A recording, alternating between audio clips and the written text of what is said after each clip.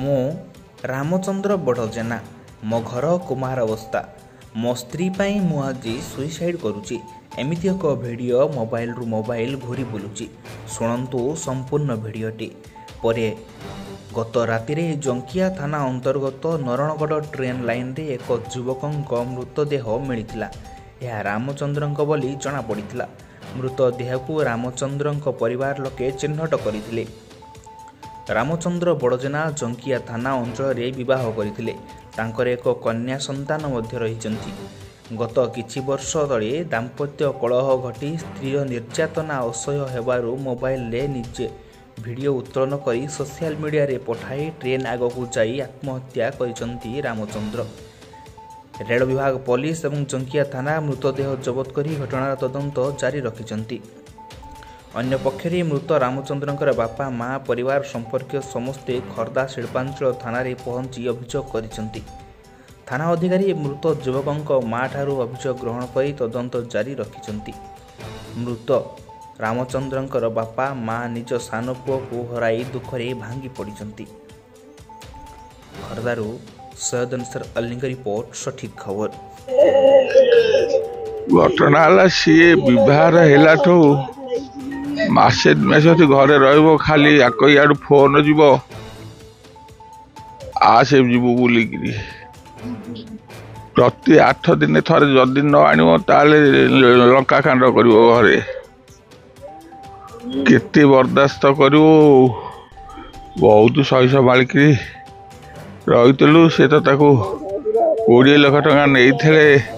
ସେ ବାହାରକୁ ଯେତେକ ଜିନିଷ ପତ୍ର ଦେଇନ୍ତି ସବୁ ମୋରି ପଇସାରେ ସବୁ ଆଇଛି।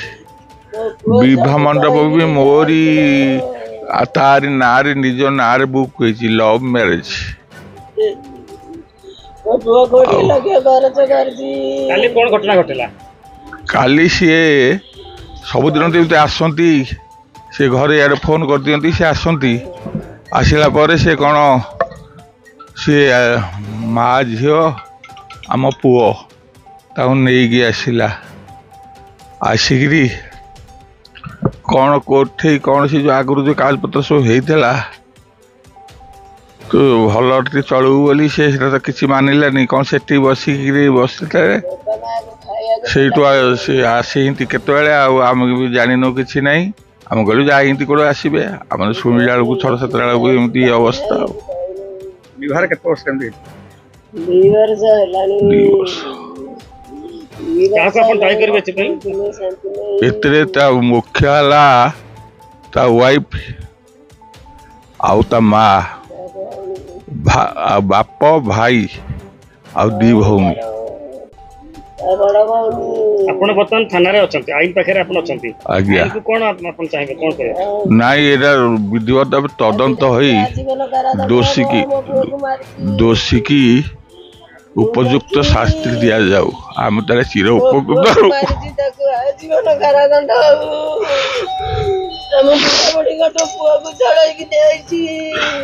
କହିଲେ ତା ବଡ ଭଉଣୀ ସେ ତା ସ୍ତ୍ରୀ କହିଲା, ମରିନୁ କାହିଁକି ଅଛୁ ତୁ, ମଲେ ମୁଁ ସମ୍ପତ୍ତି ଅଧେ ନେବି।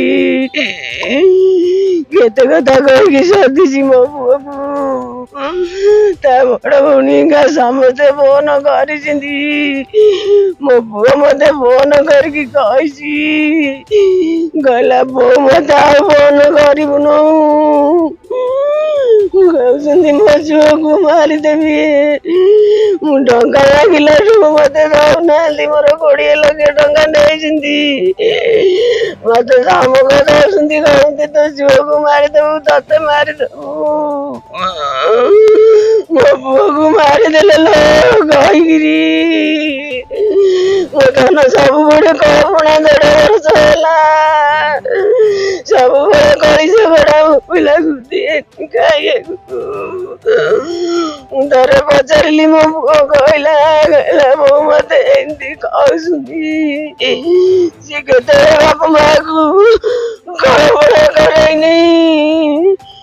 କହିବ ତମେ କାହିଁକି ଅଧୈର୍ଯ୍ୟ ହଉଛ, ମୁଁ ଭଲ ପାଇକି ଆଇଛି। ମୋ ବାପା ମା ସବୁଠୁ ଭଲ ସମସ୍ତଙ୍କୁ କହିକି ଯାଇଛି। ମୋ ଧନକୁ ଖାଇଦେଲେ।